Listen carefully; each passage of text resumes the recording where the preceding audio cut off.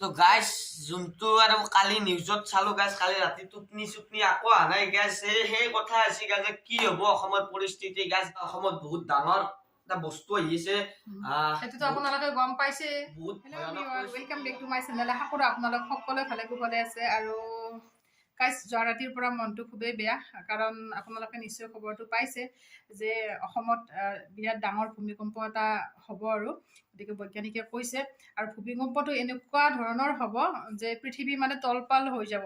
আৰু লাষ্ট মানে 1950 চনত আমাৰ ইয়াতে হৈছিল ভূমিকম্প। তেতিয়া বহুত ভয় খাইছোঁ গাইজ, বহুত ভয় লাগিছে। ল'ৰা ছোৱালী দুটা বহুত ভয় কৰিছে মানে ৰাতিৰ পৰা। শুনি ভাল লগা নাই।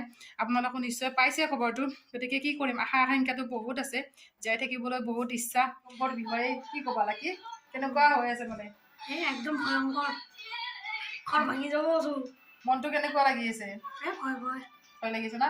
জীয়াই থকাটো বহুত ইচ্ছা আমাৰ সকলোৰে। এতিয়া কি হ'ব, স্কুলত থাকো তোমালোকে, পাপাটো ডিউটিতে থাকে, মা ঘৰত থাকে, মই ঘৰত থাকোঁ, আংকুল থাকে বাহিৰত, ল'ৰা ছোৱালী দুটা থাকে স্কুলত। হঠাৎ যদি ভূমিকম্প আহে কি কেনেকুৱা হ'ব, কি কৰিবা মানে? কি ঘৰত থাকিম, দুখ লাগব, আকলাই মৰিম লগকেইটাৰ লগত। তাকে বেয়া লাগিছে। সৰু সৰু ল'ৰা ছোৱালীবিলাকে কিমান ভয় খাইছে ন ভূমিকম্পটো। আৰু এইটোতো মানে উৰা বাতৰি নহয়, কাৰণ বৈজ্ঞানিকে কোৱা কথা, হয়তো এইটো হ'বই। আৰু 90 দিনৰ ভিতৰত দিছে, হয়তো 90 দিনৰ ভিতৰত নহ'ব পাৰে, পিছতো হ'ব পাৰে, 90 দিনৰ ভিতৰতো হ'ব পাৰে, কিন্তু হোৱাটো হ'বই। কাৰণ বৈজ্ঞানিকৰ কথা ইমান অথলে যাব নোৱাৰে। কিন্তু হওক যেনিবা, সৰুকৈ হ'লে ভাল। ইমান ডাঙৰ যদি হৈ যায় ন, মানুহটো সাংঘাতিক পৰিস্থিতি হ'ব। ক'ত কেনেকৈ মানুহ মৰি যাব একো ঠিক নাই, ক'ব ভাষা নাই মানে। যোৱা ৰাতি একদম টোপনি নাই, ল'ৰা ছোৱালী দুটা ইমান ভয় খাই গৈছে, ভূমিকম্প আহিব। আৰু আমি য'ত থাকোঁ মানে ইয়াতে পৰিস্থিতিতে আৰু ভয় লাগে। গতিকে ঘৰৰ ফালেও মনত পৰে, চবৰে মনত পৰে। কি কৰিম আৰু পৃথিৱী ধ্বংসই হৈ যাব চাগে। আৰু ইফালে আমাৰ স্কচ আছে, স্কচে বাৰু কি কয়, স্কচৰ মুখেৰে শুনি লওঁ। তো গাইজ যোনটো আৰু কালি নিউজত চালো গাইজ কালি ৰাতি টোপনি চুপনি আকৌ অহা নাই গাইজ সেই কথা আছে গাইজ কি হব অসমৰ পৰিস্থিতি গাইজ। বেছি অভিজ্ঞতাও নাই আৰু বেছি আৰু ইমান আৰু নাজানো, আৰু যি মনত আহে সেয়ে কৈ আছো গাইজ। বহুত বেছি ভয় লাগি আছে। এটাই আৰু প্ৰাৰ্থনা ঈশ্বৰ আল্লাহৰ ওপৰত, যাতে আল্লাহ ঈশ্বৰ সকলোকে ৰক্ষা কৰে, ভাল কুশলে সকলোৱে থাকে। কি যে এটা অসমত বহুত ডাঙৰ এটা বস্তু আহিছে, সেইটোতো আপোনালোকে গম পাইছে। বহুত ভয়ানক পৰিস্থিতি আৰু বহুত ভয়ো লাগি আছে। ৰাতিৰ পৰা টোপনি অহা নাই, কি হব মানে অসমখনত সেইটো ভাবি মাথা চাথা সেই কৰি দিছে। আমাৰতো গাইজ একো নহয়, যিবিলাক সৰু ল'ৰা ছোৱালী আছে তেওঁলোকে ধৰি লওক মৰি গ'ল, কথাটো কৈছো, মৰি গ'লে তেওঁলোকৰ যিবিলাক বাস্তৱ সপোন আছিল সেইবিলাক দিঠক হবনে নহয়, সেইটোতো বহুত বেছি ভয় লাগি আছে। আৰু গাইজ ঈশ্বৰ আল্লাহৰ নামত এটাই প্ৰাৰ্থনা, সকলোৱে প্ৰাৰ্থনা কৰক, নিজৰ কাৰণে অকল নাভাবিব, সকলৰ কাৰণে ভাবক, সকলৰ কাৰণে চিন্তা কৰক। আকলাই নিজৰটো ভাবিলে আপোনালোকৰ লাভ নহব। কাৰণ কি জানা, এটা বস্তু ভাবি লব, গোটাই মানুহ মৰি গৈছে, আপোনাৰ আকলাই আপুনি জীয়াই আছে, তেতিয়া আপুনি থাকিব পাৰি পাগল হৈ যাব। চব চাৰিওফালে যেতিয়া মানে কি মৃত্যুৰে কিৰিলি যেতিয়া শুনিব, চাৰিওফালে যেতিয়া মৰা বিলাক দেখা পাব, তেতিয়া কেনেকে থাকিব, পাগল হৈ নাযাব নেকি? সেইকাৰণে চবেই মানে কি খোলা মনে,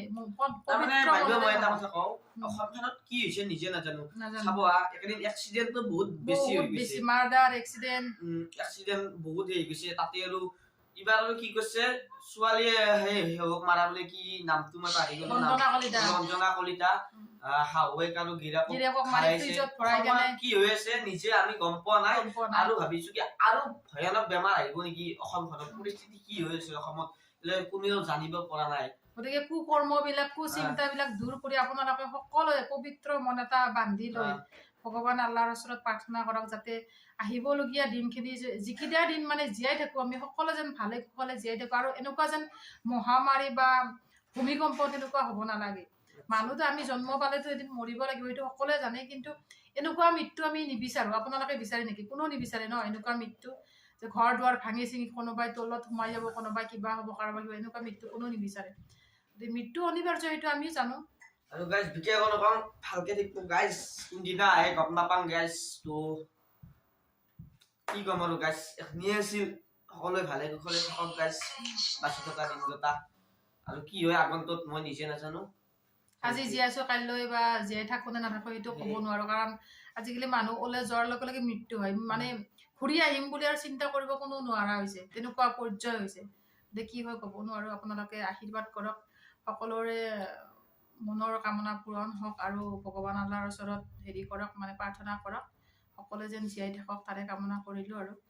আৰু ভিডিঅ'টো ইয়াতে এৰিছোঁ। মন ভাল নহয় আৰু কিনো দেখুৱাম, আৰু সেয়াই আৰু আপোনালোকে চাব, কেয়াৰফুল হ'ব আৰু সকলোৱে একগোট আজি হৈ। গাইজ এটাই কথা কওঁ, এইটো ভিডিঅ'ত আপোনালোকে লাইক কমেণ্ট শ্বেয়াৰটো কৰি দিব, কেৱল শ্বেয়াৰ কৰি দিব। লাইক নালাগে, ছাবস্ক্ৰাইব নালাগে, কেৱল শ্বেয়াৰ কৰি দিব গাইজ, সকলোৱে যাতে ভালে থাকে।